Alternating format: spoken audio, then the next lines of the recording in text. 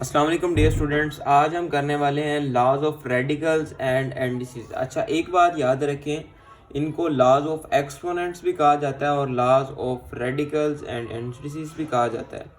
सबसे पहला जो लॉ है, अच्छा इसकी इंपॉर्टेंस क्या है?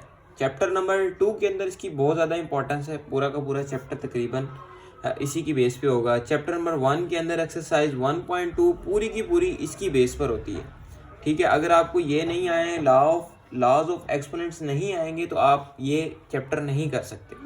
ठीक है, तो यहाँ पर हमारे पास सबसे पहले है ए बी रूट की पावर एन, यानी कि ये रूट ए के ऊपर भी है और बी के ऊपर भी है, तो हम ये कह सकते हैं कि ये अलग-अलग रूट भी हम इसको लिख सकते हैं। मतलब कि हम अगर हमारे पास दो वैल्यूज़ प्रेजेंट हो, उनके रूट्स की पावर सेम हो, तो वो दोनों आपस में मल्टीप्लाई हो सकते हैं। अगर दो चीज़ें मल्टीप्लाई हो रही हैं और सेम रूट की पावर है, तो हम उसको अलग-अलग भी कर सकते हैं। अगर मैं यहाँ पर आपको सपोज कर लेते कि हमारे पास है 2 मल्टीप्लाई बाय 3 और 3 कर लें, सेम रूट हो जाएगा, और 2 मल्टीप्लाई बाय 3 हमारे पास 6 आ जाएगा। ये इसका आंसर है। लेकिन अगर यहाँ पर हमारे पास होता है 2 मल्टीप्लाई बाय 2 और 3, अब यहाँ पर 2 और यहाँ पर 3 दोनों डिफरेंट वैल्यूज आ गई हैं, तो ये दोनों आपस में मल्टीप्लाई नहीं हो सकते। ठीक है, सेम एज इट इज़ ये मल्टीप्लाई के केस में था। अगर अब ये आ जाता है डिवाइड की केस के अंदर, यानी कि हमारे पास ऊपर और नीचे वैल्यू प्रेजेंट है और उनका होल का रूट की हमारे पास कोई ना कोई वैल्यू है, तो ये ऊपर वाले के पास भी होगी और नीचे वाले के पास भी होगी। ठीक है, ये बेसिकली लॉज ऑफ रेडिकल्स हम कर रहे हैं। इसके अंदर हमारे पास अगर हमारे पास क्वेश्चन इस फॉर्म में लिखा हो तो हम उसको इस फॉर्म में भी लिख सकते हैं। लेट्स सपोज कभी आपके पास ऐसा सोल्यूशन आ जाता है इसके ऊपर x का स्क्वायर और y का स्क्वायर कुछ ऐसे होता है, यानी कि x की 1/2 और y की 1/2, मैं सपोज कर लेता हूँ ये होता है, तो हम इसको यूं भी लिख सकते हैं x और y, क्योंकि 1/2 हमारे पास स्क्वायर रूट के इक्वल होता है, स्क्वायर रूट बाहर आ गया, x और y हमारे पास अंदर आ गया, हमने इसको होल की पावर बना दिया। एज इट इज़ यहाँ पर हमारे पास एक तीसरा रूल दिया गया है, उसके अंदर वो कहता है कि जो हमारे पास पावर होती है अंदर वो होल की पावर बन जाती है। ठीक है, इसको हम ये भी लिख सकते हैं कि जो हमारे पास रूट होता है, अगर मैं कहूँ 1/2, ये किसके इक्वल होता है? स्क्वायर रूट के इक्वल।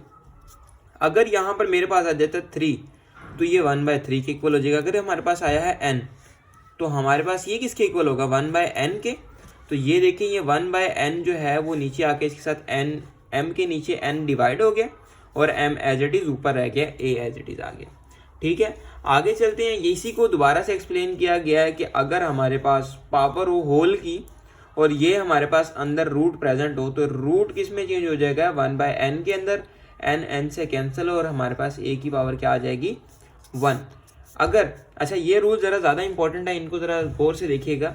अगर हमारे पास a की पावर m डॉट a की पावर n, हमारे पास दो वैल्यूज़ प्रेजेंट है, बेसिस सेम है तो पावर्स आपस में ऐड हो जाएंगी। बेसिस सेम हो तो पावर्स आपस में ऐड हो जाती हैं। अगर यहाँ पर बेस कुछ और होती है, अगर सपोज कर लेते हैं a की पावर m डॉट b की पावर n होती, तो ये कभी भी हमारे पास बेसिस सेम नहीं है, हम इसको ऐड नहीं कर सकते। लेकिन जब बेस सेम हो जाती है तो हम पावर्स को आपस में ऐड कर देते हैं। देखिए m पावर और n हमारे पास ऐड हो गई है। एज इट इज़ अगर हमारे पास कोई अंदर वैल्यू पावर है और उसके बाहर भी कोई पावर है, तो ये दोनों आपस में क्या हो रही हैं? मल्टीप्लाई। अगर सपोज कर लेते हैं 2a का स्क्वायर है और बाहर 3 लिखा हुआ है, 2 3 6, तो हमारे पास a की पावर 6 बन सकता है, क्योंकि ये दोनों आपस में m और n आपस में मल्टीप्लाई हो रही है।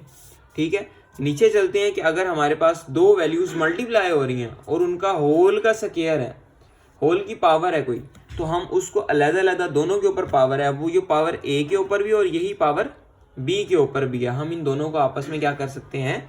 अलग-अलग इनकी पावर्स को कर सकते हैं इन दोनों को। अच्छा, अगर आप यहाँ पर देखें, अगर हमारे पास अब क्वेश्चन इस फॉर्म में आ जाता है, यानी कि a की पावर 3 और b की पावर 3, तो हमारे पास ये a b की पावर 3 के इक्वल होगा। ठीक है, क्वेश्चन के अंदर आपको बहुत सारे क्वेश्चन मिलेंगे जिनके अंदर कुछ इस तरह की बेसिस होंगी, तो हमने उसको अलग-अलग करना होगा, हम उसको अलग कर लेंगे। जहाँ पर बेसिस सेम होंगी वहाँ पर पावर्स को ऐड कर लेंगे।